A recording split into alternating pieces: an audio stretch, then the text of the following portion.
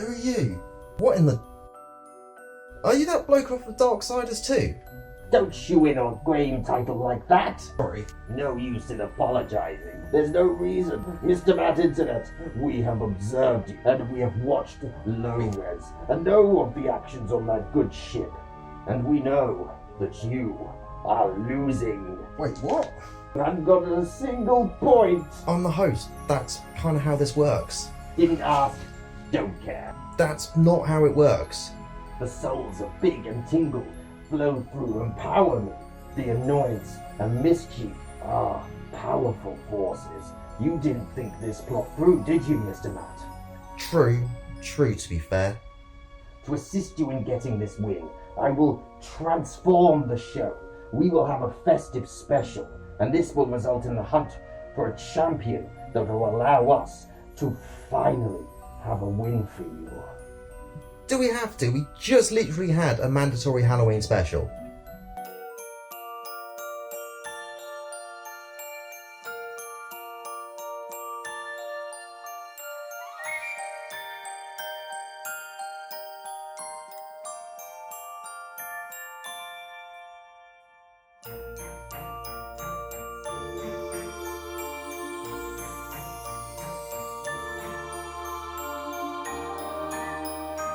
Welcome to Low Res. It's a very, very special edition tonight. It's the Festive Rezfessionals.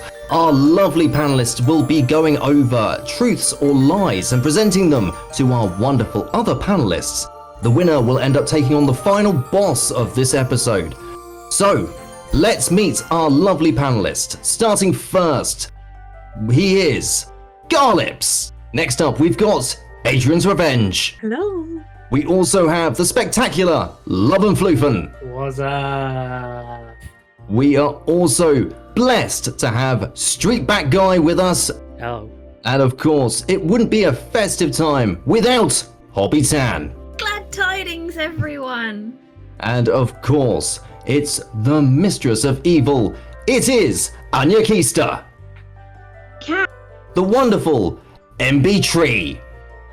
I'm a tree. First up to present their festive Rezfessional, we have Garlips.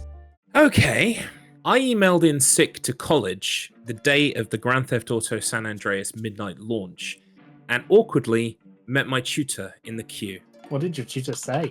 He gave me a knowing look that conveyed disappointment, but we were a couple of people apart, and there wasn't really an opportunity to talk because we were in a queue, but he gave me a knowing look.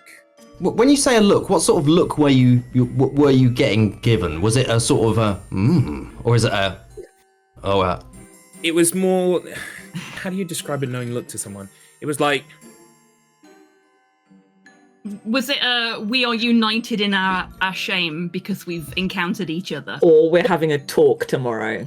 yeah, it's more that we were having a talk tomorrow, but that turned out to be the following Monday because it was on a Friday. And did you have this talk? Yes, I said that I got a little bit better as the day went on. I felt much better by the evening. Which he, again, seemingly kind of gave me a, okay, look. My tutor was well aware that most of us were completely full of shit in that class, because at the end of the day, he didn't mind if people just, so long as people did the work, he kind of didn't mind if you took a day here and there, but it was more the kind of like the, oh, I see, you called in sick, and well, But sick. why would you need to call in sick to college if it was a midnight release? Because midnight wouldn't clash with college. No, for that Friday. I had other stuff I wanted to do on the Friday as well, so I was like, I'm just going to book this Friday off. I don't want to go in on Friday. And it just happened to be the launch as well. I thought that I would go to the launch and I wouldn't see my tutor. So, I have a very important question. Yep. So in the US, games release Thursday at midnight, so technically Friday morning.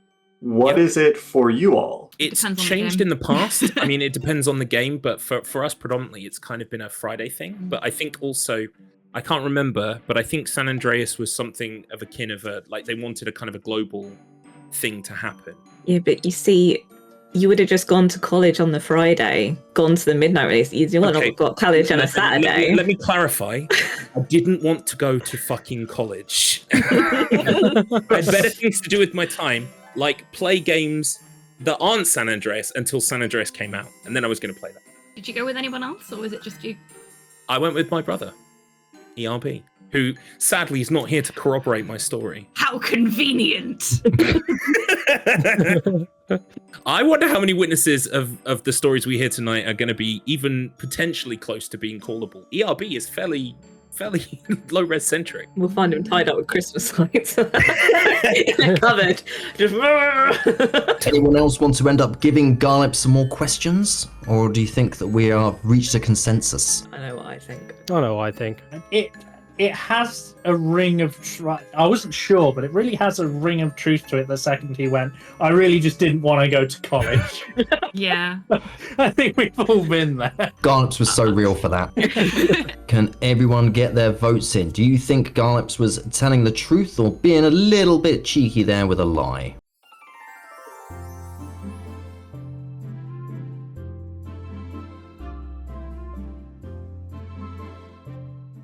Garlips, do you want to reveal? I was telling the lie. Yeah, he's setting that up.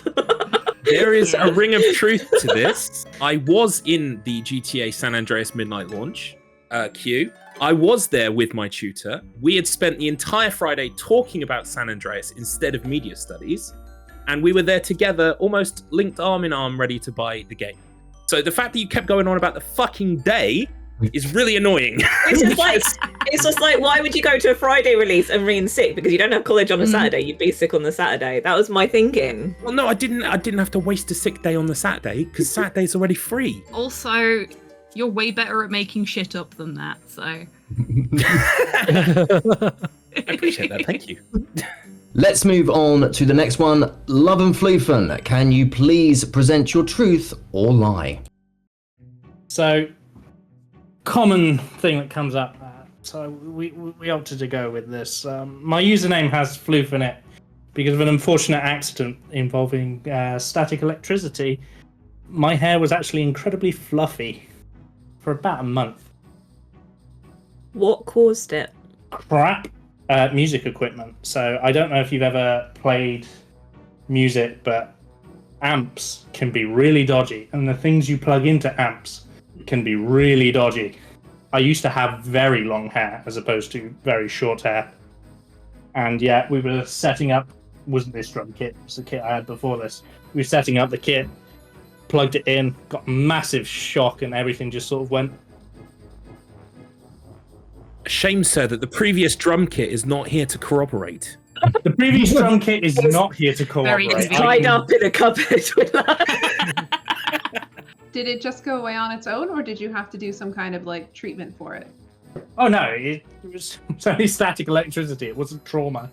It did eventually resolve, but it's just one of those things. When you've got incredibly long hair, you kind of, because I was in a hard rock band, and image is kind of one of the things they go for. They either go for like the short, shaved, gelled look, or just long, and long, so you can swirl it around. Yeah, and the second I got that shock, I'm swearing like a trooper, and everyone else is going whipping his hair back and forth. Beautiful, Mr. Matt. And that was it. Everyone then started calling me Floof, and I just thought I actually quite liked it. Coincided with my love of foxes, so I just thought actually I'm gonna roll with the Floof. Whose amp was it? Mine. It was yours. It was. I got it from a place called Gears for Music. And I paid I got my Stream Deck from there. I paid about £30 for it. So any of you musicians out there that know that I got an amp for £30, It was going to be dodge. No, it definitely was. Was it the first time you'd used it? No, it wasn't. It was Had the it done this fourth before? No, but Did you continue using it after? tentatively, I put on a pair of marigolds. No, I completely chucked it after receiving an electric shock. I feel like that's usually a warning sign for our electrical equipment. Once it starts fighting back, you typically abandon it. Makes sense. What was the band called? We were called Midlife Crisis. Excellent. And our gimmick was we would play all sorts. So we'd play like everything sort of classic Rocky to hard Rocky. So we had a bit of Breaking Benjamin in there, for example. But we would always finish with Nelly the Elephant. Everyone loved it. Did you end it like Phoenix Nights? You know, just with the jumping around. Oh yeah, 100%. That's exactly why we did it. We did it as a joke one April because we played on an April Fool's night, and the crowd response we got from it was amazing. We were just like, you know what, we're going to close every show with that because everyone's going, and having the time of their lives. So we were just like, you know what, we're keeping with that. Any further questions, or are we ready to end up locking in our answers?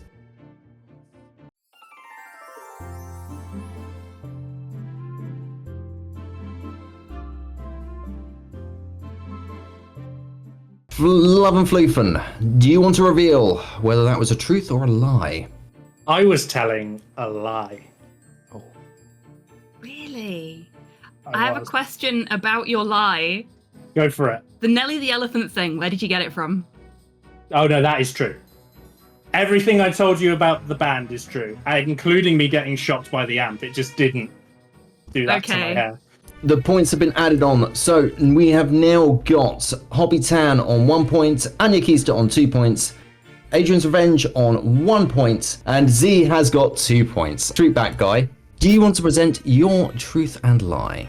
So I once pre-ordered a game from a well-known import website, and when it arrived, it had a small spider in the case of the game, so I had to leave the house until it was gotten rid of by local pest control. Oh, true. We all want to burn our house down when there's a spider. I mean, speak for yourself. I don't mind them. What was the website?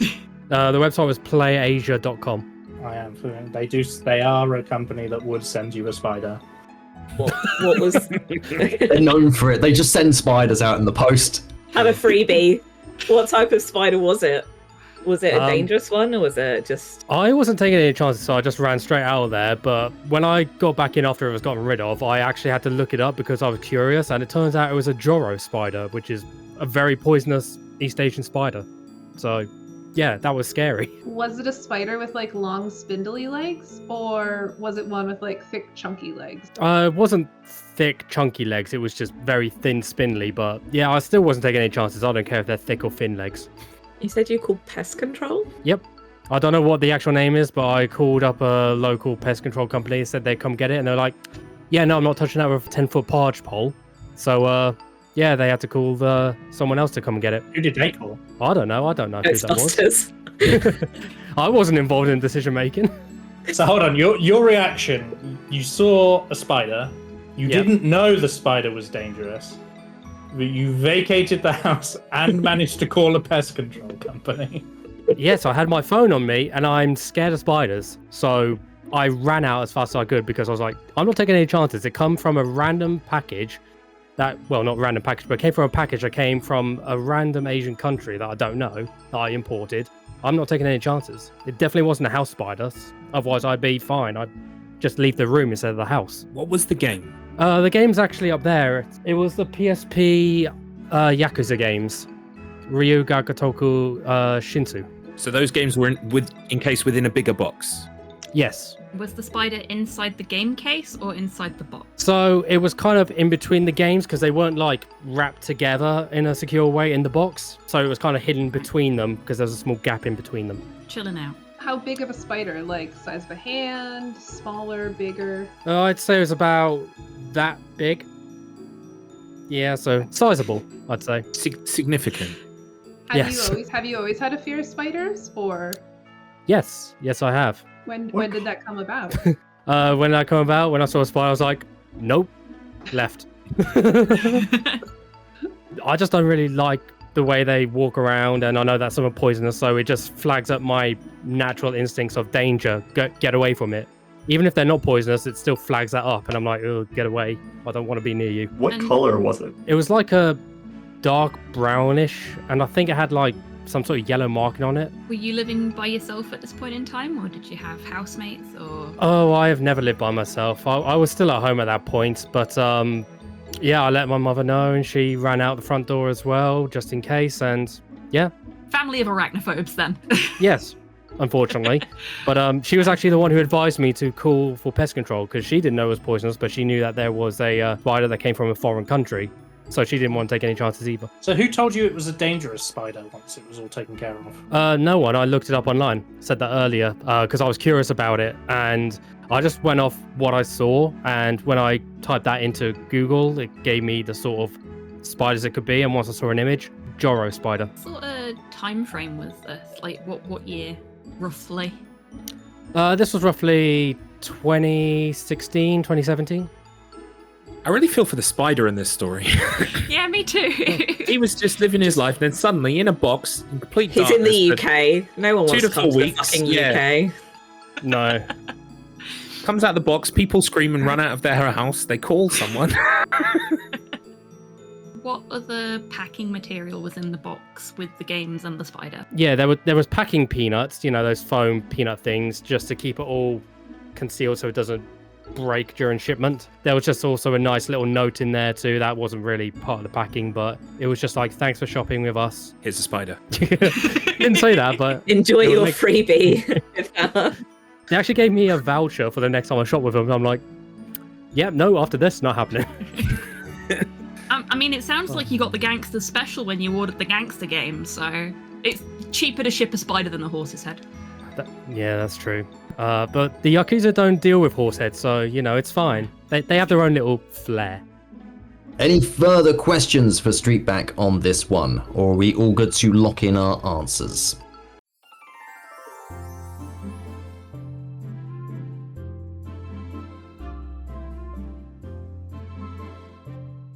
Streetback guy, do you want to reveal to us all whether you were leading us on or whether you were just telling it straight from the heart and you were telling us the truth? I will in fact reveal that I was leading you on. I did not get a spider when I imported those games. I didn't even import them. I got them from eBay. You know what gave it away for me? Mm.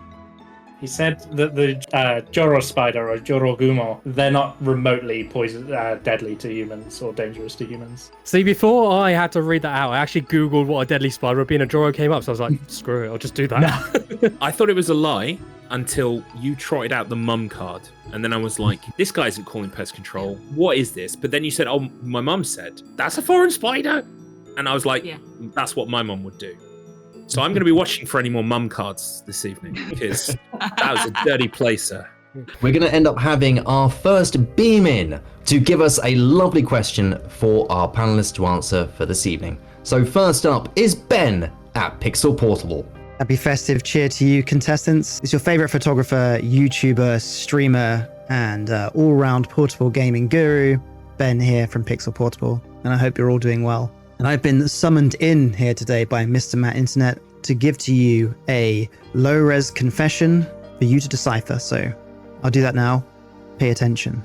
It's July 2003, and I'm working on the world's longest 10.25 inch gauge railway as a train guard. It's the longest of its gauge in the world, and it's situated in my hometown in Norfolk. It's summer and Pokemon Ruby has just come out and I am extraordinarily excited to play it. Big Pokemon fan, and I had been playing it quite a lot. Each night I'd be playing for hours on end thanks to my Game Boy Advance SP having the backlight screen, and I would be playing it in the nighttime, I'd be playing it in the daytime, and I was also playing it at work in between the stations. The train journey takes about 30 minutes, and then it takes about 10 minutes, 15 minutes to change over passengers and go again. So I basically got multiple 30-minute stints throughout my shift where I could play games. So I'd play a lot of Pokemon Ruby at the same time, as well as playing it at night, and I was quite tired. This caused me to get pretty tired.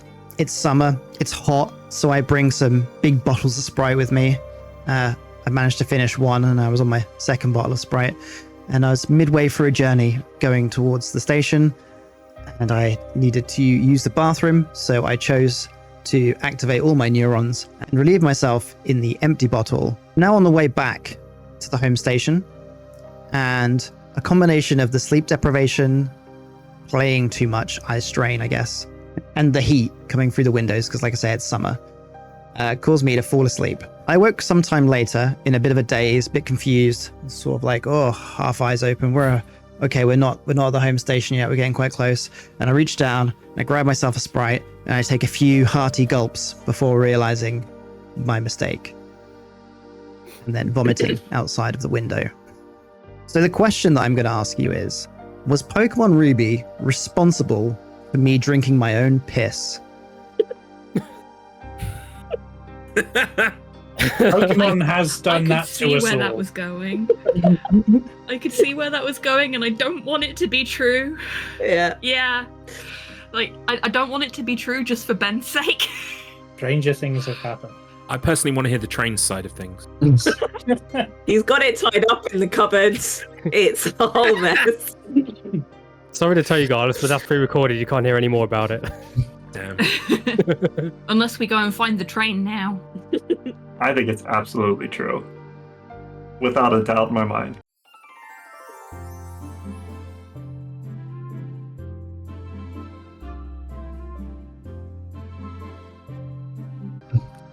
Everyone's gone true. Oh, we have one non-believer. Tan. Here's the thing. It was so much detail that I feel someone drank the piss. The question is, was it him or was it someone else? Like, that's why I'm not we just gotta know. voting true. Yeah, I'm voting no because there's so much information there. I'm voting true because the last 3 have been lies. So sequentially, it makes more sense to go for true. Just imagining you like a detective, right? And you walk in and you solve the murder, and they're like, "Wow, how did you solve it?" I don't know. I got one of them had to be him, and I got it right. Well, you see, I falsely accused the last 3 people, so this one I thought had to be real. I mean, with my bad memory, that's possible. I do like that not one of us challenged the necessity to pee in the Sprite bottle, though. We've all got that far in the story. We've all been there. The answer is obvious. Of course it's fake if I told you it's false. It is true. I did drink my own piss and it was awful. The odds never lie. Love it. Love it. I did say to him that it actually made it funnier that he bleeped it. It 100% did. Yeah. So there we go. The points are as follows. We've got Love and Floofen on 2, Garlips on 1, Hobbytan on 1, Anya Keister on 3, Adrian's Revenge on 2, Street Pack Guy on 1, and at the moment, running ahead of the pack, Enbytree with 4. Next up, shall we end up having Adrian's Revenge? I got so obsessed with Final Fantasy VIII when I was a kid that it ended up that my mum banned me from using the PlayStation for 1 whole week. Yeah, that's true. Let's go to the next. What is it about Final Fantasy VIII that called to you so much at that point in time? I would pretend play as Rinoa. Like, I wanted to be Rinoa. I wanted that skirt cardigan thing that she wore. Very valid. Really wanted that. Shooting your dog from your arm is also cool. Angelo Cannon. Very, very important question. And this is going to test how obsessed you were with Final Fantasy VIII. I need to know if you know what movie featured Final Fantasy VIII. I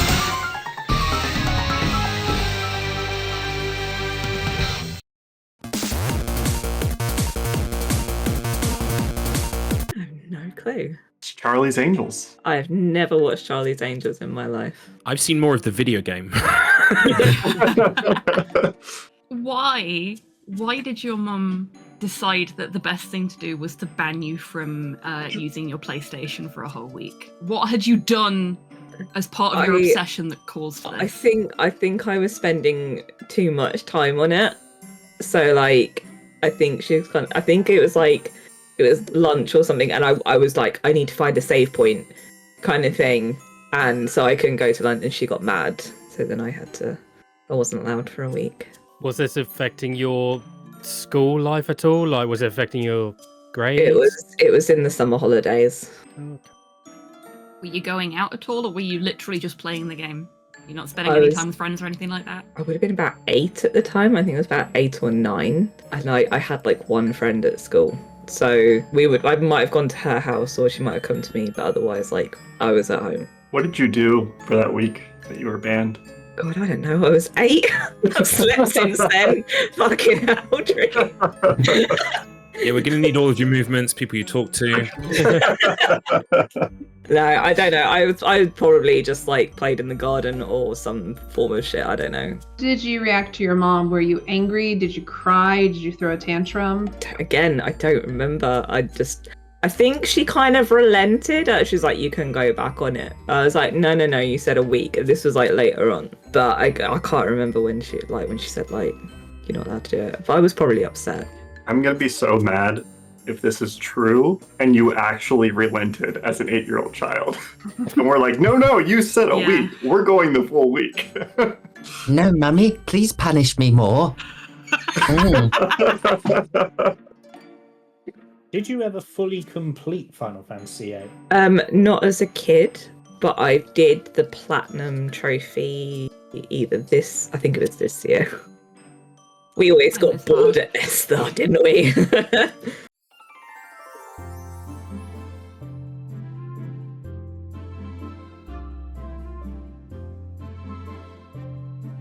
Adrian, do you want to reveal whether or not everyone's getting a point or everyone's getting bugger all on this one? I was actually telling the truth. How dare you have emotional maturity at 8 years old? my mum, it was because I remember it was lunchtime and I couldn't find a save point and I was in the training centre in Balam Garden and I was trying to get to the save point, but it was lunch and she was mad because I wasn't ready and she was like, I'm sick of you being on it. You're not touching it for a week. And she did actually say to me after about 4 days or so, because I genuinely started to it, she's like, you can go back on if you want to. And I said, no, it's fine. I was and I stuck to my week.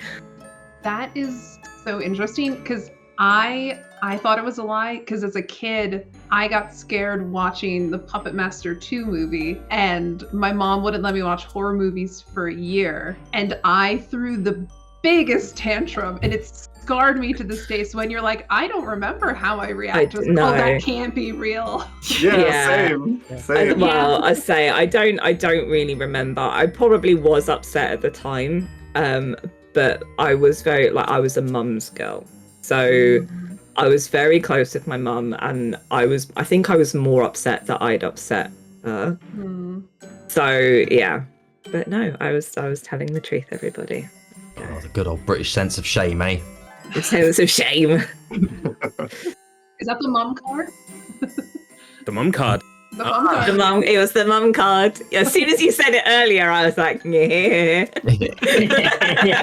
Hobbytan, do you want to end up hitting us with your truth or lie? Hi, I'm Hobbytan. And I was a Streets of Rage 2 glory hog. What do you mean by glory hog? So I used to play the co-op on Streets of Rage 2 with my dad. And we would get all the way to the boss fight. We were a great team. Get to the final boss. And I would beat him up so that I could beat the final boss on my own and claim all the glory for myself. What, do you mean actually physically beat up your dad in person? No! Oh, okay. Right. No.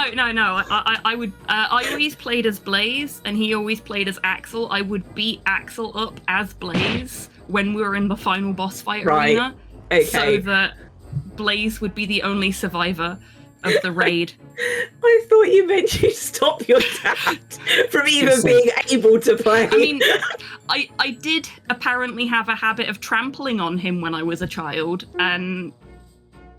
Well, I was going to say, there are other behaviours in Streets of Rage that I could possibly believe Hobby doing in real life, like punching trash cans to get chickens and stuff like that. Look, I was hungry, okay? How many times do you think you did this? It was pretty much every single time until he decided he didn't want to play with me anymore. Then I started doing it in Golden Axe 2 instead. Well, we used to play a lot of the Mega Drive together. We had a lot of co-op games. It was my dad's Mega Drive. He bought it the week I was born. So I was sort of raised with this Mega Drive in hand, as it were. I still have it downstairs. It still works. Are you sure it's not in the cupboard tied up? When we get the Mega Drive. It is still in the moving boxes because we didn't unpack our games room when we moved in 2 years ago. But it's in the labelled box. So I can go and get it to corroborate if you want. It will take me half an hour to find it. Guys, you've been demanding a lot of evidence tonight. And fat lot of good it's done me. I can't. It's not helping me. Not a single witness has come forward. How old were you? This would have been when I was about 6, going into 8 years old. Did your dad never try to beat you up instead? Which sounds great coming out of my mouth. In game. Not like my co-part. No, he would he would go, stop it, you're supposed to be hitting the boss. And I would go, yeah, I know. That is such a kid reaction in there. It's my time now, old man. Long live the king. Just a little bit doubtful there. But granted, I'm not qualified to be a dad, but I feel like if I had a child and they'd done that to me once, I'd be like, that's very cute. Twice, I'd be like, that's a little bit annoying. The third time, they're going down. Not in game. That's it. Swirly time. God, I hope not. My dad did Aikido. I would not survive that beating. He just never tried to challenge you back. Always took it on the chin. No, let me get on with it. Part of me is kind of thinking this is true because I remember when my sister used to play with my dad, she'd do something similar. And a lot of those games of that time as well, they kind of had that option to like dick someone over, even if it was just like a little, like grabbing the health first, or you know, like in Turtles, there used to be this fire hydrant, and if you hit it, like it would spray out. So like I would always want to be the first person to hit that between me and my brother. So like we would race for it. I was a little Luke Gremlin, yeah. Whenever there was a collectible in any game I played with him, I was on it first, even if I didn't need the health or whatever it was. Which definitely didn't help with his death count in games. Okay, that sealed it for me. I know that Hobbitan is an absolutely lovely individual, but I believe there's some kind of deep down cold part of you that would just deny someone something. Annihilate. Just a tiny little... Because it's just video game, it doesn't matter. Everyone has a little bit of malice in them. It's especially when you're that age as well. Like I want to be the champ. I think competition's good, by the way. I'm not. It's just it's so uncharacteristically you that I want to say it's true. Out of interest, how many of the things you do are competitive, and how many of them aren't? Garlips, everything is competitive. Everything is competitive, and I You might be a little bit biased then. Has everyone made up their mind?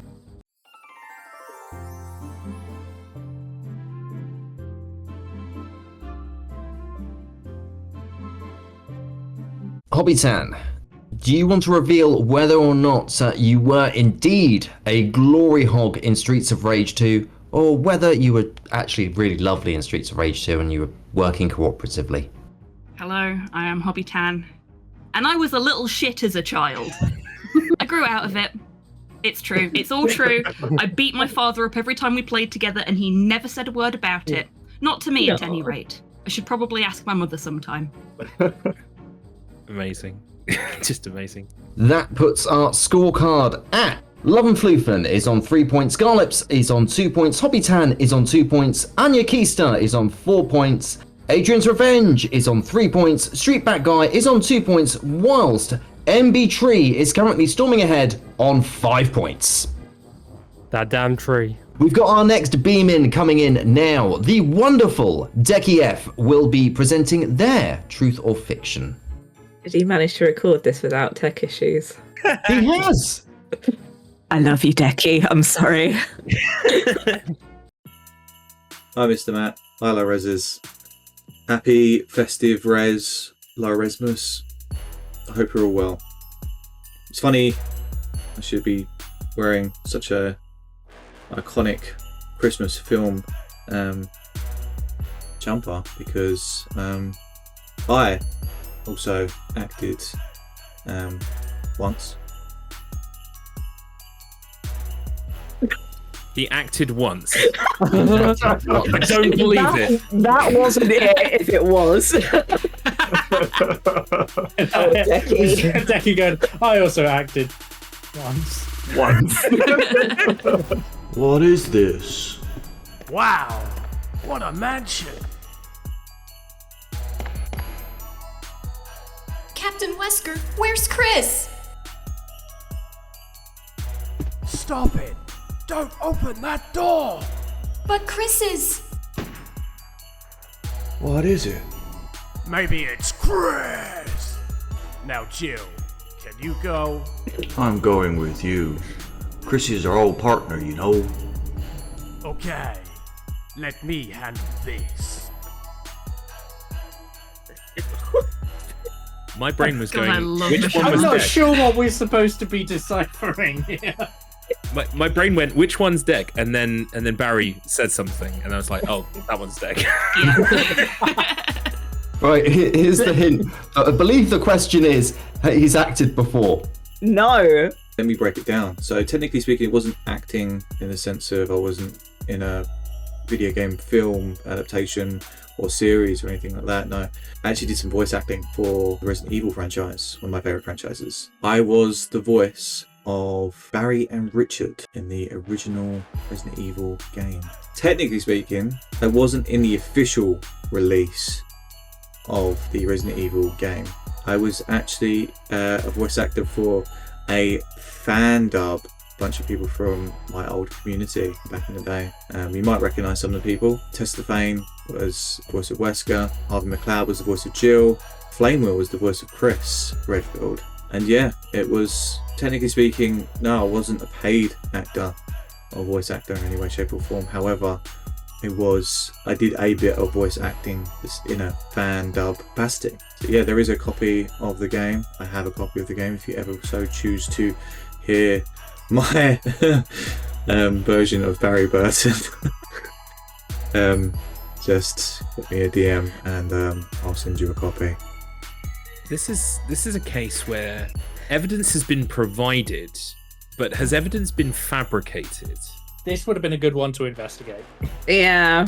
Absolutely. I can imagine him fucking around doing stupid dubs for YouTube with his mates for 100%. I 100% know he has done stuff with Tesla Fame, but I don't know if it was voice acting, and I don't know if it was Resident Evil. But I know he has helped on Tesla Fame's work before. You see, I definitely know that Decky has done stuff at least in the past. Decky has done things like previously. I know Decky's done stuff probably today as well. He's probably gotten up and he's probably walked around. He's just sent me a text. He's actually doing stuff right now. Stuff and things. I'm very undecided, but I'm going to go. I want to say one thing. However, I'm going to go with my gut because I saw something that made me think that this might be the right answer.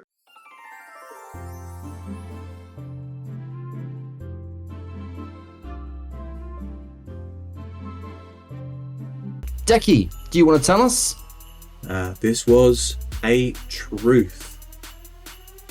He kept it short and sweet there, didn't he? Yeah, didn't want to expand on that. He's just like, yeah, I have acted once. It was true. Mr. Matt, if you could, can you play that one more time, but pause it right as it starts? Look in the background. Now streaming live.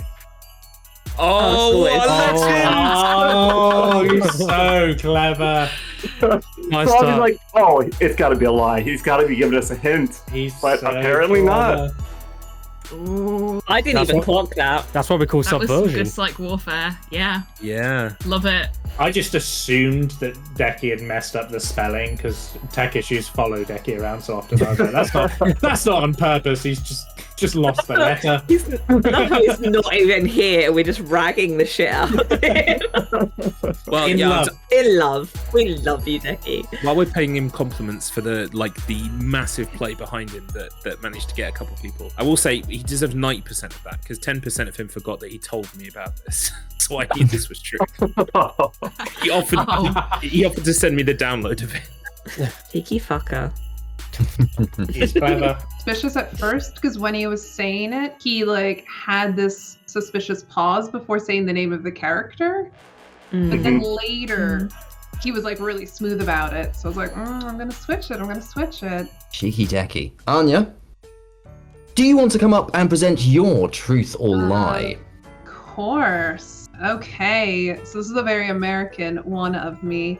I once negotiated with a person who was stalking me so I could buy their PlayStation 2 so I could play Dance Dance Revolution at my prom party. So many questions. How? Yeah. In what way was he stalking you, or they, or she? It was a guy. And it was that we had been in a class together like a couple of years back, and he became very enamored with me, and he doxed me at one point. Like, I shouldn't say doxed me. He like looked up and found my address on the internet and bought a movie that I had offhand mentioned wanting to see, and then would like send me messages all the time about how he just like knew we were meant to be together. Oh boy. Bloody hell. How did you find out that he had a PS2 that you wanted? I had bought the Dance Dance Revolution disc to play. Well, I bought the dance pad, and then I got the disc and realized I didn't have a thing to play it on. And as like a teenager was like, I don't have the money to buy a PlayStation, so I had been lamenting about not being able to play it. And he's like, oh, I have a PlayStation 2. You can buy it off me for $25, but you have to come to my house and pick it up. What part of you thought it was a good idea to negotiate with him at that point? I really liked Dance Dance Revolution. Fair. Fair. And I had bought the pad and the disc, and I had told friends like we'd played at like this after prom party, and I was like, this is gonna be really awkward. So am I willing to go to his house to pick it up from him? You bought the disc and the dance pad. I was going to say, why did you buy it if you didn't have a PS2? I'm thinking Hobby is thinking the same thing I am. Yeah. Well, it was basically that like my friends and I were really, really into Dance Dance Revolution because we had created like an otaku club at school, and it was on eBay, and it was very cheap. It was like much cheaper than any of the other ones I had seen. So I was like, I have to buy it right away, and then I bought it, and it came with like the disc. And it wasn't until it arrived that I was like, oh, I actually need a system to play this. Right. Did you think you could play it on something else? I didn't have a lot of gaming systems, and I thought, oh, this is something I can just like plug into a computer, or I could like use with a computer. I mean, you can do that nowadays. This was back in the past, Hobby. You forget. I know. Which Dance Dance game was it? It was like Dance Dance Revolution 2. I don't remember specifically which one it was. It was just like it came with the pad. And like I said, if I remember correctly, it was just that it was like a very good deal. So I was like, I'm going to buy this because I was a teenager and irresponsible, and I loved Dance Dance Revolution. How much was it? I know I paid $25 for the PlayStation 2. I don't remember how much I would have paid for it on eBay. Probably not more than 30 because I didn't have a lot of money per se. So you did end up going to the guy's house to pick it up? I did. How did that go? And you survived. I'm like, I will drive to your house. I will meet you at your door, and you will hand me the PlayStation, and then I will leave. So sorry, I can't remember. How did this conversation start between you two? This is like, I know someone said, and he was like, I've got one for $25, but why were you even talking to him if he was stalking you? We were in German class together for a really long time. Over the years, as less people, you didn't have to take it anymore. I continued to take it, and he continued to take it. So I kind of couldn't get away from him because he would be in my German class, but I just would like, try to sit further and further away from him. And how did you get into DDR? I got into it because I was in this like otaku anime club, and one of the guys I liked would go to the local movie theater because they had a Dance Dance Revolution machine. And you say, hello, my name is Anya in German. Hallo, meine Name ist Anya. All right. Richtig. Ja, und ich spiele viele Videospiele. Oh, Dankeschön. What was your favorite track on DDR2? I really liked End of the Century.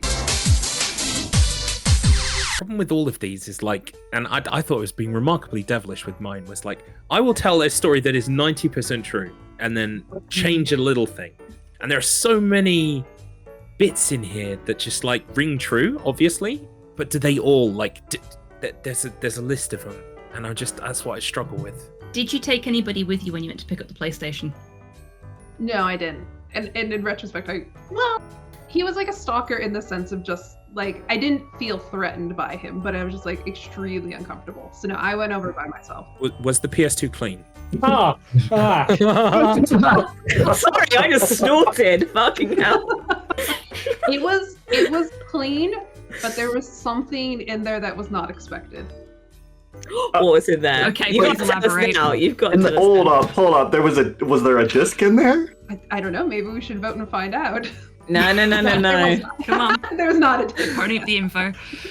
Do you want any more questions towards Anya, or do you think you are able to end up putting in your votes? I think we can all. Most of us did some weird, silly shit when we were teenagers. That looking back on it, we really should. We made poor decisions. I think. Well, actually, this is quite a savvy financial business decision that you made.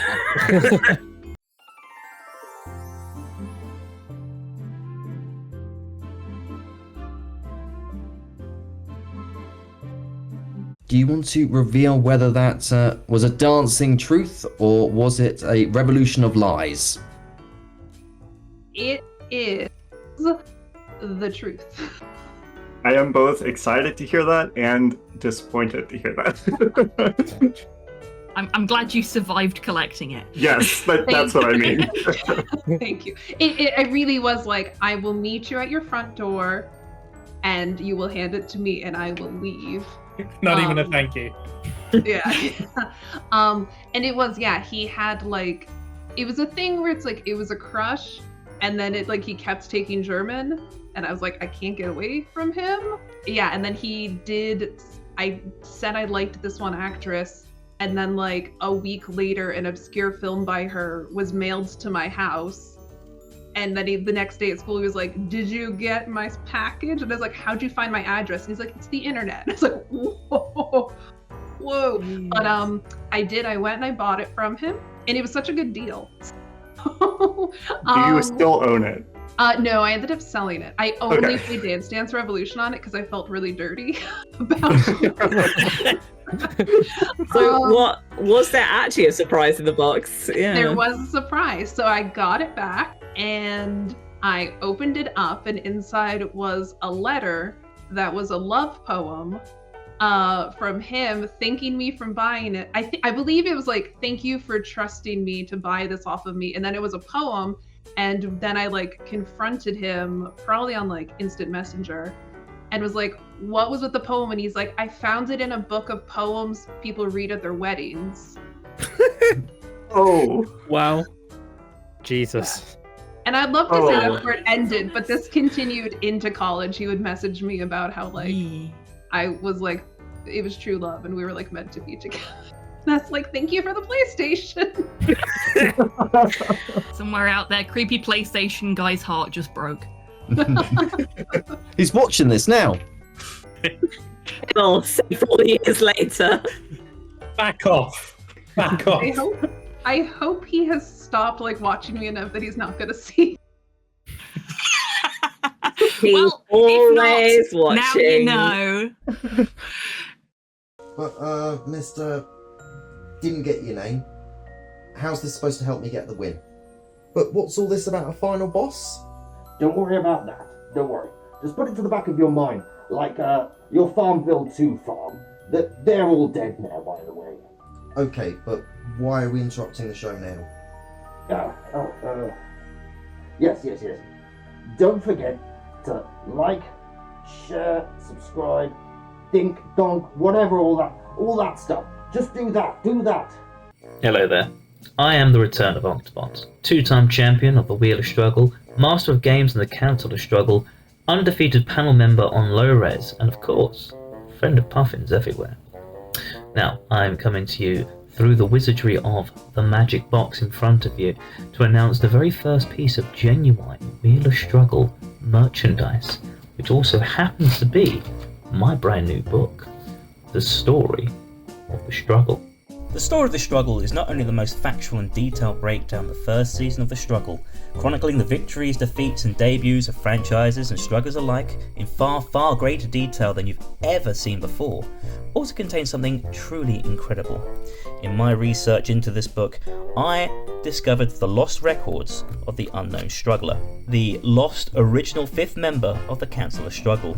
Their notes peel back the grisly and gruesome truth behind everything the Council did to create the Wheel of Struggle. All the mistakes, missteps and murders that ultimately led to where we are today. It also comes with a free Dragon Ball Z card! The Story of the Struggle may be the greatest piece of literature that you'll ever read, the greatest factual account of the Wheel of Struggle that will ever be written, at least until I get enough funding for a sequel. And of course, the only way that you can get a fully factual retelling of the very first season of the Wheel of Struggle. But it has one more very important aspect about it.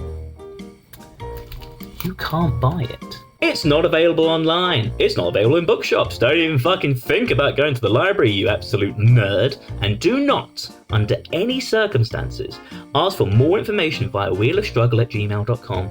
It will get you nowhere. The Story of the Struggle. It's a struggle to find it, but it's not a struggle to read. Back to you, nerds. There's a magical place, we're on our way there, with toys in the millions all under one roof. It's called Toys R Us. From Sega, the Mega Drive, with Sonic the Hedgehog game, 16-bit console which plays over 100 exciting high-tech games with high-quality graphics. Toys R Us price $126.94. There's millions such every all under one roof. It's called Toys R Us, Toys R Us, Toys R Us. MBZ, do you want to end up presenting us with yours? Back in 2021, I raced against the legendary YouTuber and Twitch streamer Astral Spiff to see who could get the first sub 1 hour, 19 minute Little Nightmares 2 current patch any % run. And we raced to see who would get to wear the Mailboy hat in their speedrun submission. And I won. Could you explain the category of the speedrun? Yes, so it's essentially just current, or any %, but it's current patch. I see. Because there were big differences between current patch and any % back then, at least. Now there are very few differences. Just different tricks to get around the patches. What kind of differences were there between the current patch at the time and the previous patch? There was about a 10 to 15 minute difference because on release patch, you could skip the entire portion with mannequins. On current patch, they patched it out so that trick didn't work. But there's a trick that's now been found that allows you to skip it. Hence why it's similar now. I have a problem with the question. I realize what kind of way we're going with the questions we just asked. I have a strong feeling because anyone who knows Wheel of Struggle, great group, we're doing races in the off season, and I know that me and Z talked about games that we could potentially race, and I know that Little Nightmares came up. So what I'm wondering is, are we testing Z on her knowledge of the speedrun and thinking, yes, this is all perfectly above board and makes sense, but like the lie is going to be that there was never a hat race or whatever it is. How did you get in contact with Astral Spiff? Is he active in the community in order to organize a race? Or Yep, so Little Nightmares 2 was my very first speedrun game, and Astral Spiff at that time was running it. And if you did if you won, so what was your time, and did you submit it? I did submit it, and I believe my final time was like 1 hour 18:14, I believe. Those are numbers. Checks out. Did you guys stream it? So it wasn't a race simultaneously. It was just a race to see who could get that sub 119. So my run that did win and got that sub 119 was submitted to SRC, but he did not get sub 119. How long ago was this? 3 years ago. It's 2021. The hat, is this something that you were wearing yourselves, or is it a cosmetic? The cosmetic in-game, and every single one of the top runners of the game had a hat that they were known for wearing. And Spiff and I just so happened to be wearing the same hat in our submissions. So one of you had to go home and change. Yep. See, because I've played Little Nightmares 2. Which hat was it? It was the Newsies hat. I don't know. Garlips is like the speedrun expert in here. Yeah. Be like, it's any percent, but you've got to wear. Seriously, there are a couple of boards that do that. Yeah. It would still be any percent. It would just be its own flair. So it would still be any percent technically. Unless it has a actual impact on gameplay. Yeah, if it had like the chicken hat in Resi 4 or something ridiculous. How did the streamer react when they found out that they lost? Gracefully. He was like, all right, well done. I'll change my hat. And he did. What did he change it to? I don't recall, actually, because I think shortly after that he stopped running it. But just this year, early this year or late last year, he went back to running for a little bit. And he did go back to the Newsies hat. The fiend, how dare. You know what you're going to have to do then, so you can put him back in his place. I know. Simple as. Unfortunately, while that is the first game I ever learned, it was also the hardest game I've ever learned. So I don't think I'll ever go back to it. I've tried to do the Little Nightmares 1 speedrun, and that is a butt to learn, particularly if you're not used to tech-heavy runs. Mm-hmm. As someone who's speedrun a lot of jank games, I can understand that feeling. There, a lot of different games have lots of different tech. Some good, some bad, but yeah, overall it can impact on it in general. So they require a lot of precision as well. True.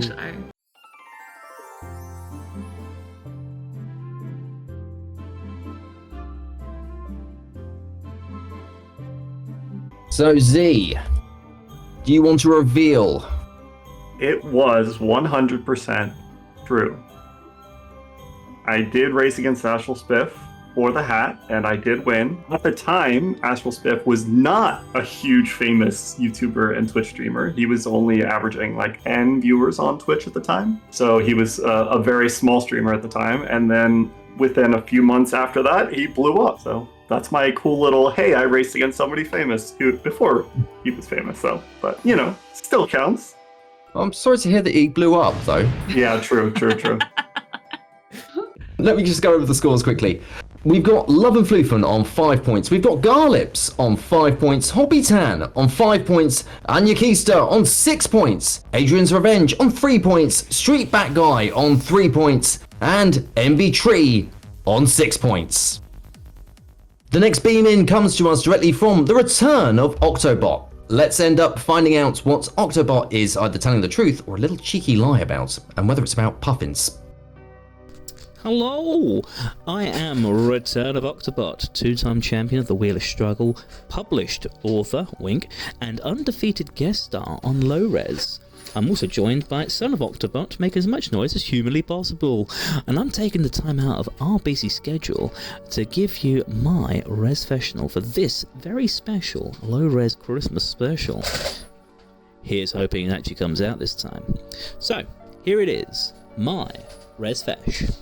Not including compilation titles, I have completed almost every single game I own, and almost always within a year of owning them. Now, I should start with the caveat, a very slight caveat. By games I own, I'm referring to games I've bought for myself, or bought specifically for me. As the youngest of 3 boys, I don't remember not having a games console, which for me was actually the NES. For my brothers, I believe, was actually a Commodore. And thus my first games were The Legend of Zelda, The Adventure of Link, TMNT, and Solar Jetman. I don't count those as I basically inherited them by virtue of rather suddenly being alive. The first console I ever owned for myself was a Game Boy Pocket. And the first game I ever bought for myself was Wario Blast, featuring Bomberman, which at the time was, or at least seemed to be, impossible to beat. As much as I loved playing it, it infuriated me that I couldn't figure it out. So when I bought my second game, which was Kirby's Dream Land on the Game Boy, I made it my mission to sit down with it and not play anything else until I had it mastered. And that kind of mentality kind of stuck with me for the rest of my life. I rarely, if ever, play more than one game at a time, because when I buy a new game, I'll just want to get stuck in and finish it before moving on to the next. So I only buy a game, I only buy one game at a time, complete it, buy the next one. Great system to have if you want to avoid buying AAA games on day one because you're still stuck playing Dragon Age Inquisition or something. Now, to be clear, when I mean complete, I mean credits roll. I don't mean a platinum trophy or a completed Pokédex. I've completed 2 Pokédexes, not within one of them within a 12-month period. That was, by the way, Sword and Shield. Compilation games such as Sonic Gems Collection and then the SNES Mini, Mega Drive Mini. Those are essentially laws within themselves, in my opinion. And there's lots of little games, especially if you're looking at, for example, Sonic Adventure DX. I've completed that game. I've got every emblem. I unlocked Metal Sonic. Spoilers. Defeated Perfect Chaos credits roll. But the GameCube DX version, as opposed to the Dreamcast version, comes with all the Sonic the Hedgehog Game Gear titles. And I've not completed those, but I don't count them. So the only other reason why I would say almost not all games is because of the Game Boy titles I couldn't finish before, which I'm now working through thanks to my Analog Pocket. So games like Wario Blast and Star Wars I've since finished this year. Well, good luck everyone. I can tell you for a fact this is absolutely 100% true. And the reason I know is because Octo has just spent 4 minutes of my life telling me about a system that has 100 million caveats that he added himself, and that's how I know it's true. I was just thinking, like, the goalposts have moved so many times and are so arbitrary that this has to be a real system that he's just come up with. I literally I stopped listening. I'm so sorry, October. I love you. I may have gotten distracted looking at pictures of puffins. There you go. For me, it was when he started panning across my ears and he was in my right ear real close. And I was like, what? Yeah, I was going to say the audio balancing was very weird. Don't want to know Octo like that ever again. You don't want ASMR Octobot in your ear? No. I'm sure the joke's been made already, but he was with Son of Octobot, so I guess he's Octodad, right? He is Octodad. It is, yeah. Octodad. That's a fun game. It's incredibly fun. I just want to call it out for the sake of YouTube, in case it's relevant. While Octo was talking, Z went and posted Lorem Ipsum in the chat. No, if it's any consolation, the Revelation file is actually double the file size of that one. Oh fuck. Oh. Well, no, we love you, Octo. It's like all games ever, except ones that I've played on a Tuesday, when only between the hours of 2 and 4.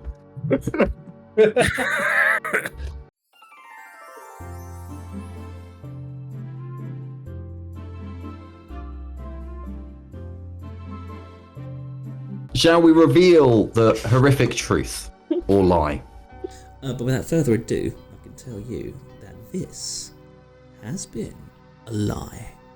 I think my completion rate is probably higher than most people's, and to a large extent I do try and complete games that I've purchased within 12 months of purchasing them. But there are a fair few games which I've bought with that intent and have not got around to it. I never completed Disgaea 5. It's that bad.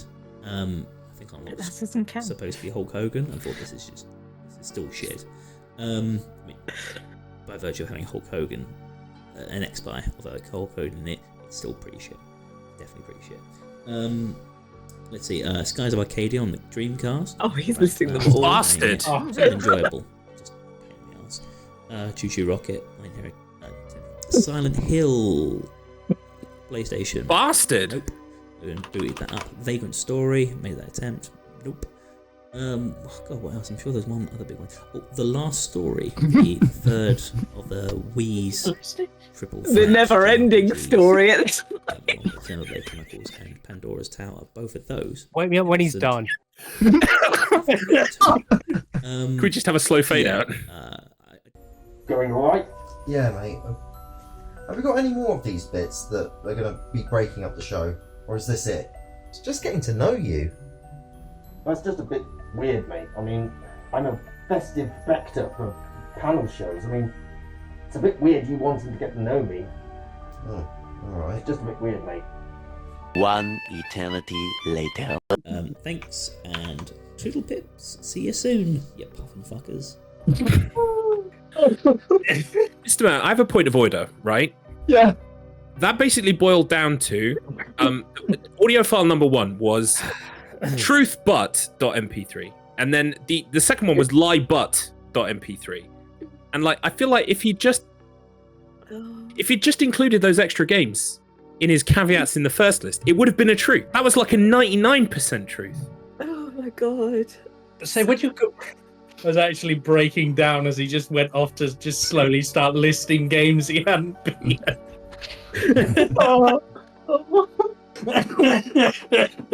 No points awarded there on that one from Octobot. However, we've got the final question now coming from KieronPotato.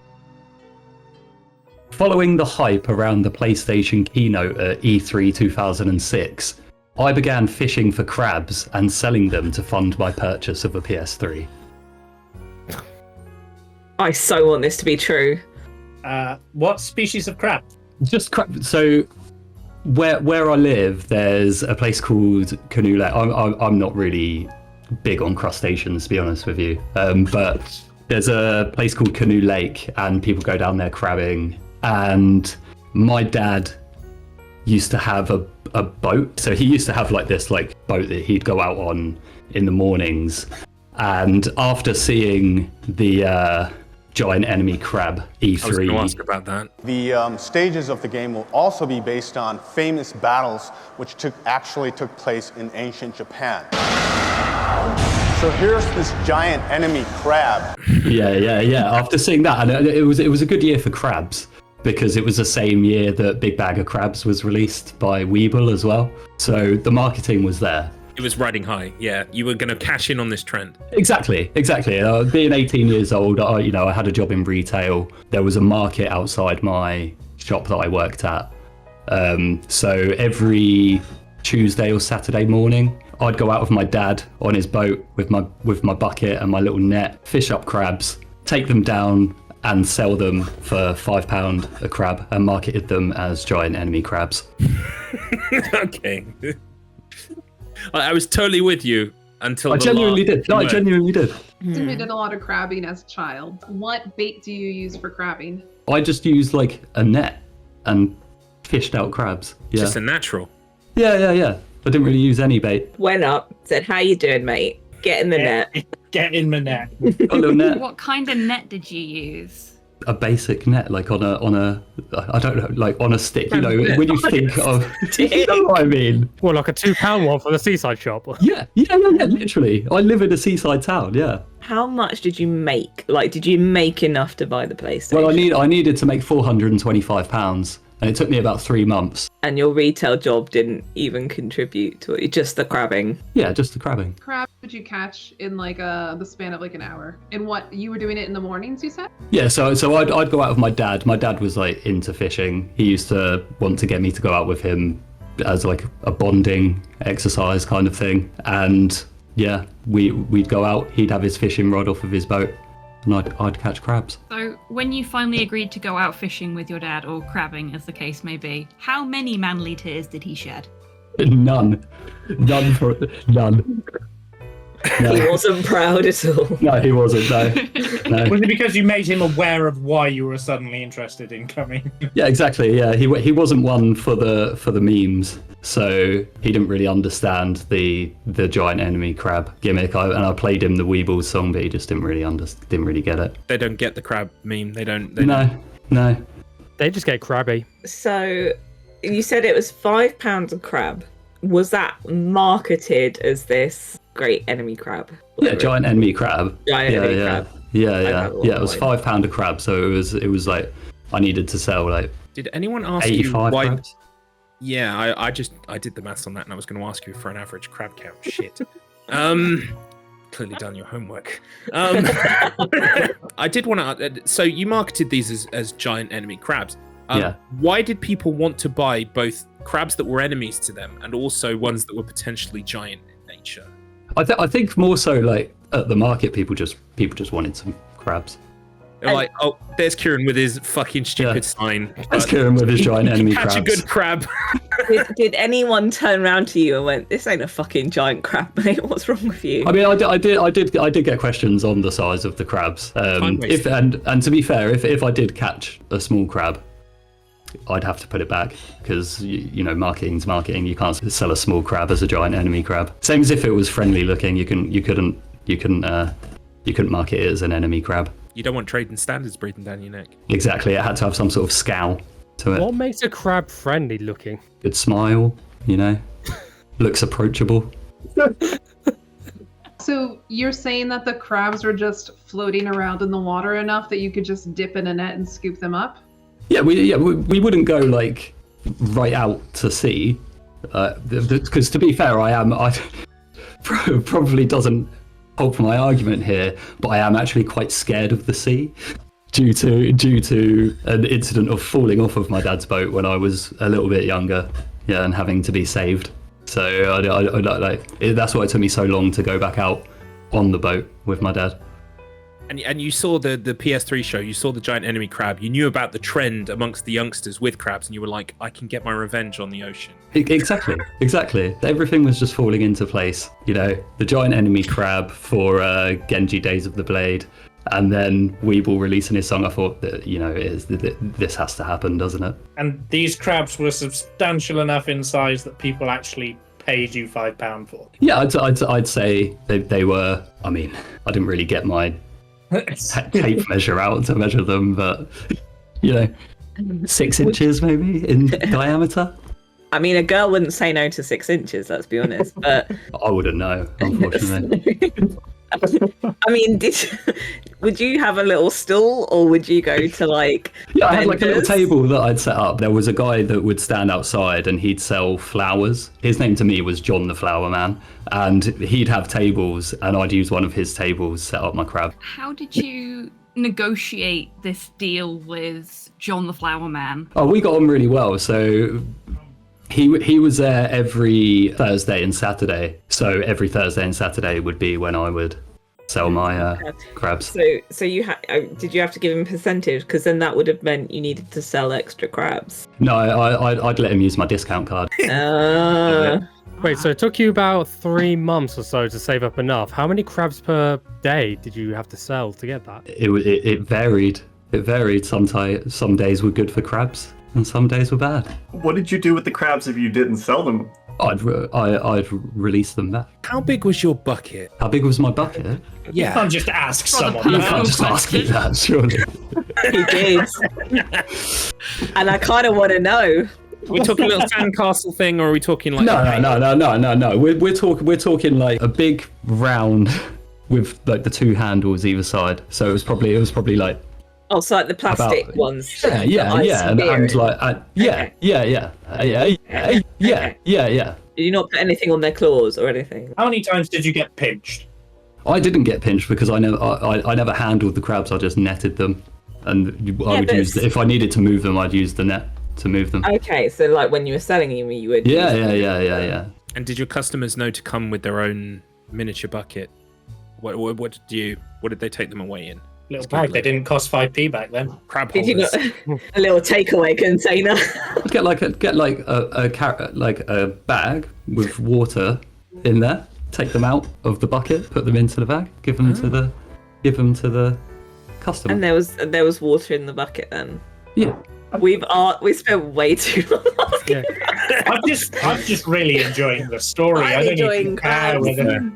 I was gonna say, like, not many people buy live crabs. They'll mainly buy dead crabs. So what use would they have to buy the live crabs? I mean, I wasn't the customer. I was just the retailer. The way I feel about this is that like enough of it is true, enough of it will be true, that regardless of the outcome, you've led a very interesting life, and thank you for telling us. You're welcome. I think you 100% could have gone crabbing to pay for a PS3. Maybe not the way you've done it in your story, but I think you could have done it. I'm all in. This 100% happened the way he just said it. Shout out to John the Flower Man. John Flowerman, yeah. If John the Flower Man's watching, like, big respect to him because If you're tied up in a cupboard, John, like Christmas lights, please tell us. You said his name to you was John the Flower Man. So Yeah, was yeah, his name it to other people not John? Was it Keith? Or Well, it was Richard? Keith was the delivery driver actually.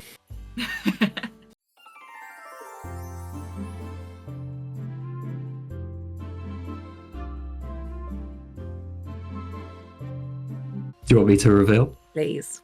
Okay, well, you'll be shocked to find out that actually, in fact, is a lie. Fuck it. Disappointing. Sorry. I did used to go fishing with my dad, and I did used to go crabbing, but I didn't sell them to buy a PS3. I never sold any crabs at all. Did you do it? Did you do the crabbing with the seaside net that you were talking about? Yeah. You did. Yeah.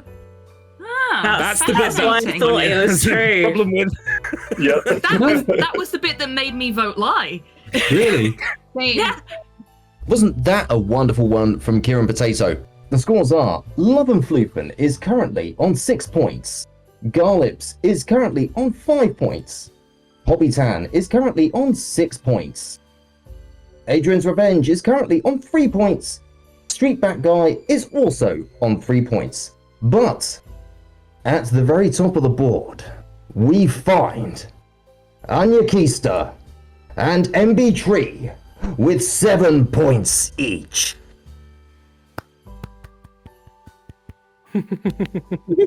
So slow, I'm sorry. Now we're going to be heading into the final boss room where our two finalists will be taking on the final boss of this festive Rezfessional. Well, now we have Anya and Enbytree in the finals. So, what's this big final plan that you've got? Well, you see, I want to have a little bit of a lark. Let me get inside you. So earlier, when I ended up saying I wanted to get to know you better, you said that was weird. And now all of this, I just can't read you, you know? Don't make this weird.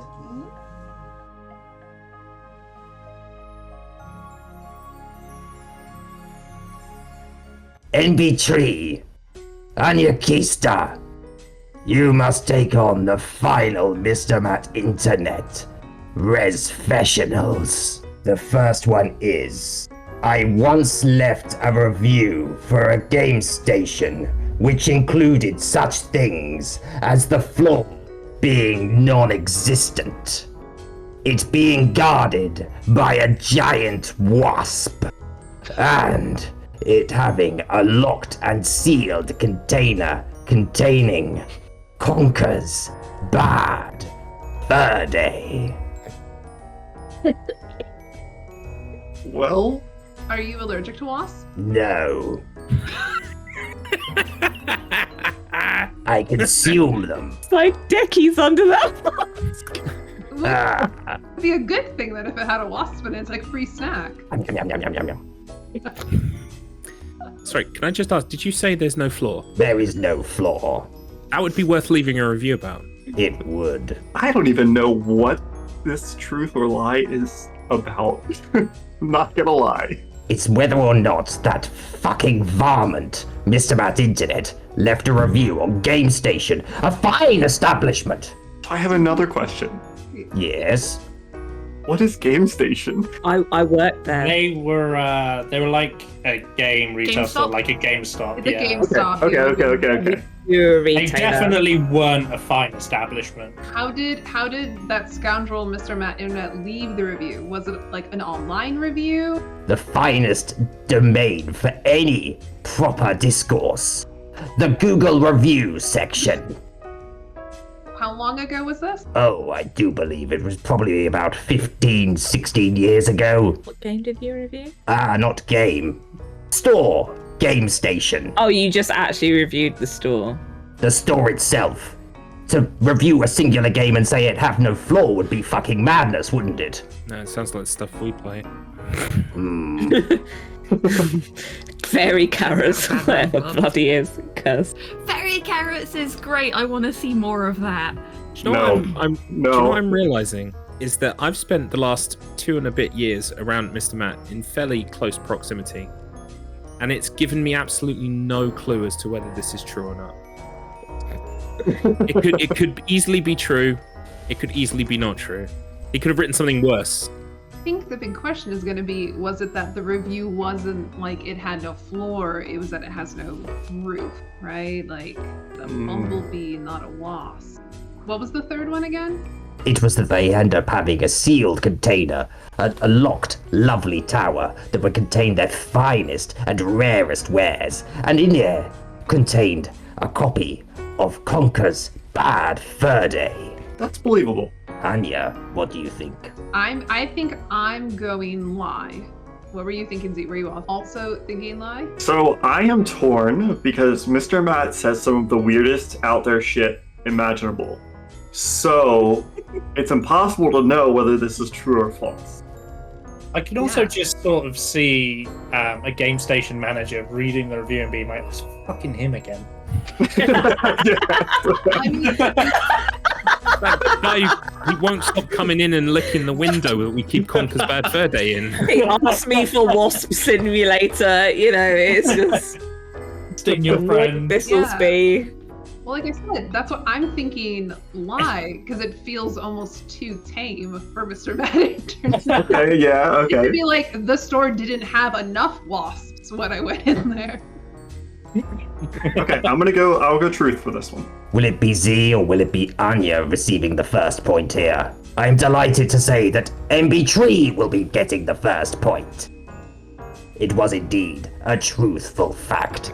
I left a review on GameStation, and it remained there for a great many years. Even after the store had disappeared into the ether, it remained. The next one. I was once thrown out of a game because I kept saying, "Yo, this game is totally udders," for about 30 minutes, resulting in a month-long ban that I evaded by shaving all my hair off. For American players, game is also like GameStop. It was banned from the store for going in there and saying this is totally udders. This is totally udders. This is totally udders. This is totally udders. This is totally udders. Did you have a game selection criteria, or was it completely arbitrary? It was completely arbitrary. Anything and everything could be udders. We're always saying it. We're always walking around saying, "This is totally udders." This is totally udders. How did they kick you out of the store, or how did they ban you? Excuse me, sir. We've had some reports and some complaints about your presence in the store. I'm afraid you're going to need to leave immediately. Please don't make this any more embarrassing than it already is.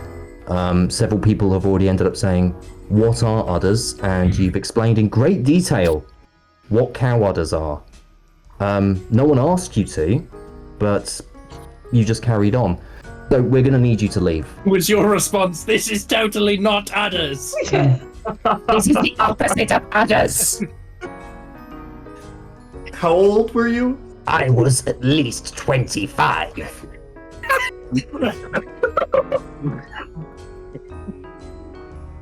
See him doing that. That's the problem. Did you have any? Well, okay.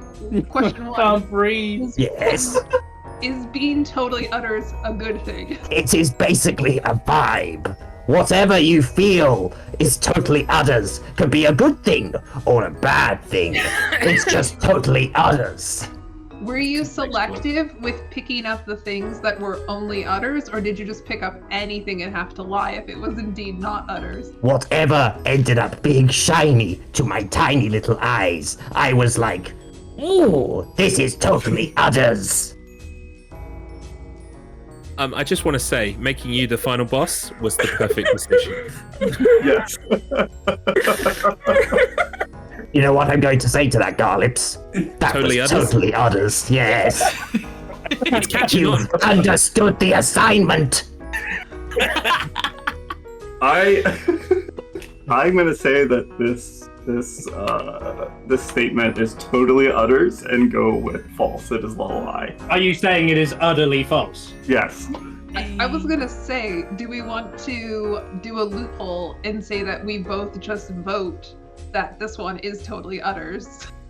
And full Oh, it's just vibes. Yeah. vibes. I'm vibing with this one, and I think it's just totally utters. It's just totally utters. You two are taking the concept of totally utters and using it against me. This was never supposed to happen. How dare you both? Where does it rate on the utter scale? Totally. I think that Anya should get the point for coming up with the loophole, personally. Well, if you're both saying that it is totally utters, then we will end up giving Anya the point.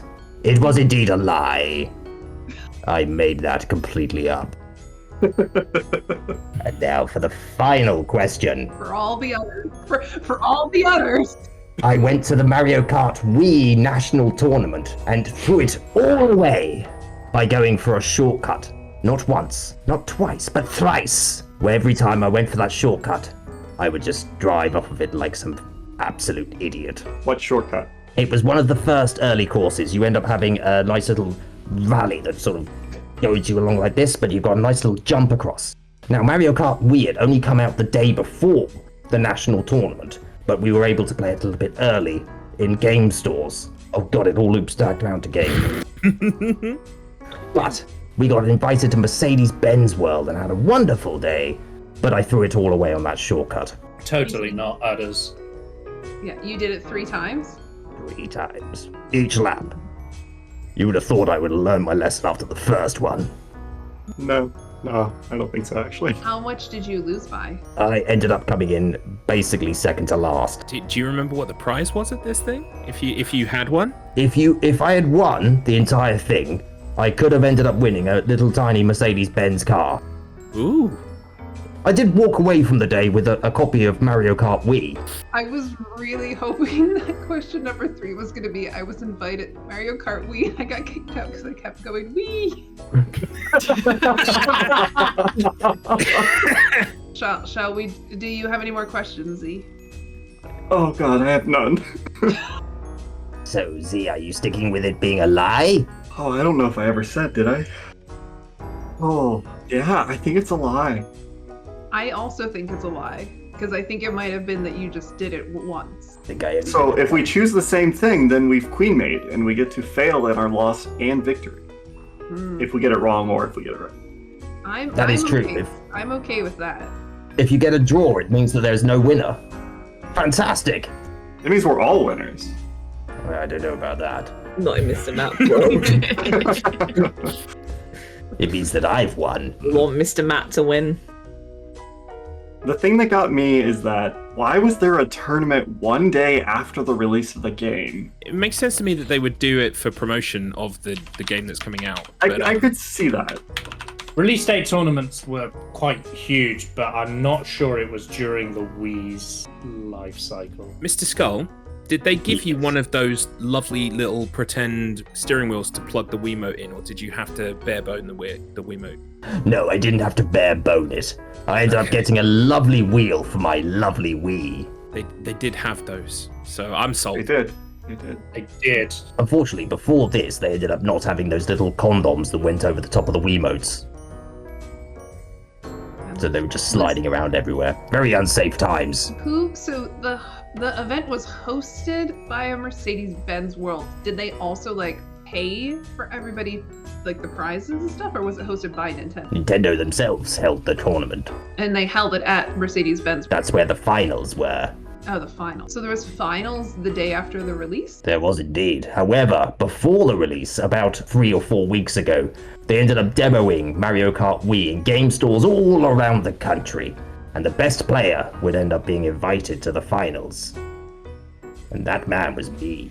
We've ascertained he spent a lot of time in video game stores coursing significant amounts of mischief. We've also ascertained that if this was true, you failed a shortcut 3 times in a row, so I'm not sure you were the best player. And he would definitely bone a wheel. Mr. Matt is one of the few people I know who invented a skip for a game and didn't even try it until the race he had against me in said game. So I believe 100% he would like double down, triple down on a shortcut that might have looked a bit ropey or a bit difficult. Did you think that you would? Like, was it a situation where you were trying to do this thing because you thought you would land, and it's just like each time you tried for it?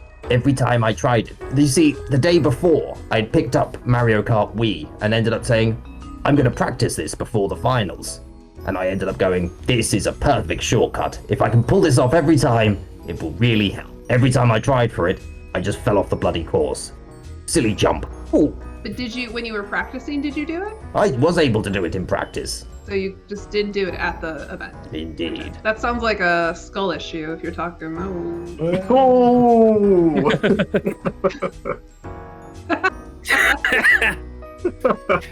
Yeah, I'm gonna stick with false. Anya, are you also sticking with false, or are we going to see a change? No, fill-in information did make it a little bit more tempting, but I like the solidarity of sticking together. So I'm gonna also go with lie. Sticking with the stick. Oh, right, I'm the stick. I forgot.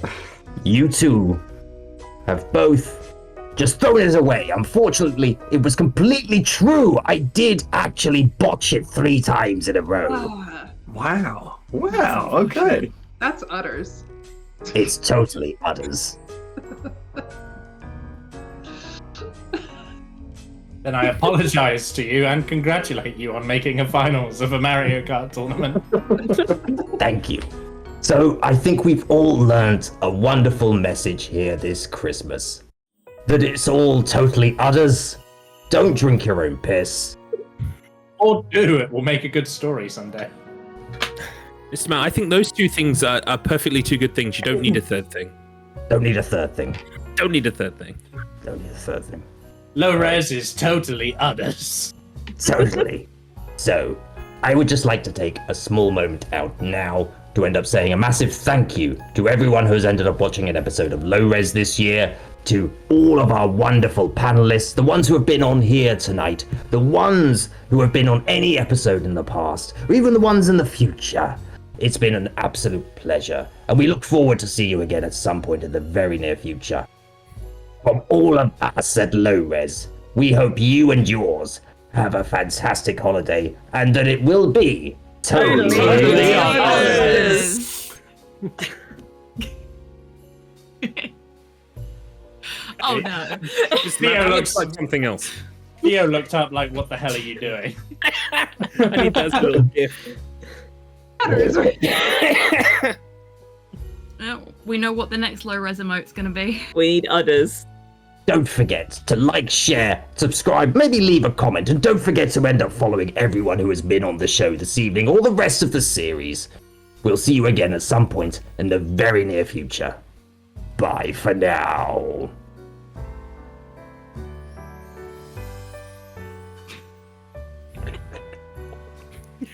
I can't do it properly.